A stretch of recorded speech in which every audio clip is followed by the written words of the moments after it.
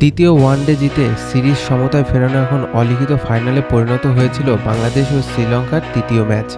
Series নির্ধারিত এই ম্যাচে টসে জিতে ব্যাটিংয়ের সিদ্ধান্ত নিয়েছে শ্রীলঙ্কা। টসে হেরে আগে বোলিংয়ে নামে বাংলাদেশ, তবে পাওয়ার প্লেতে খুব একটা সুবিধা করতে পারেনি মিরাজের দল। শুরুতে ১৩ রানে মাধুশঙ্কাকে হারালেও এরপর টাইগারদের বোলারদের ওপর চড়াও হয় নিশাঙ্ক ও পেরেরা। তানজিম ও তাসকিনের বল পেলেই সোজা বাউন্ডারি। শুরুটা ভালো না হলেও এক প্রান্তে দাঁড়িয়ে সেঞ্চুরি হাঁকিয়েছে কুশল মেন্ডিস। ১১৪ বলে ১২৪ রানের দুর্দান্ত ইনিংস খেলেছেন তিনি। তার ব্যাটিংয়ে বড় স্কোর পেয়েছে লঙ্কানরা।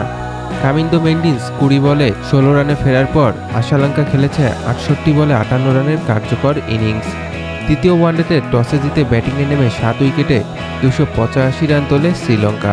বাংলাদেশের জয়ের জন্য দরকার ২৮৬ রান। বাংলাদেশের হয়ে ২টি করে উইকেট নিয়েছে তাসকিন ও মেহেদী হাসান মিরাজ, তবে মোস্তাফিজ ছিলেন উইকেটহীন। দ্বিতীয় ওয়ানডেতে দুর্দান্ত জয়ে সিরিজ জয়ের স্বপ্ন দেখেছিল বাংলাদেশ, কিন্তু তৃতীয় ম্যাচে সেই চেনা ব্যর্থতাই আবারও ধরা পড়ল।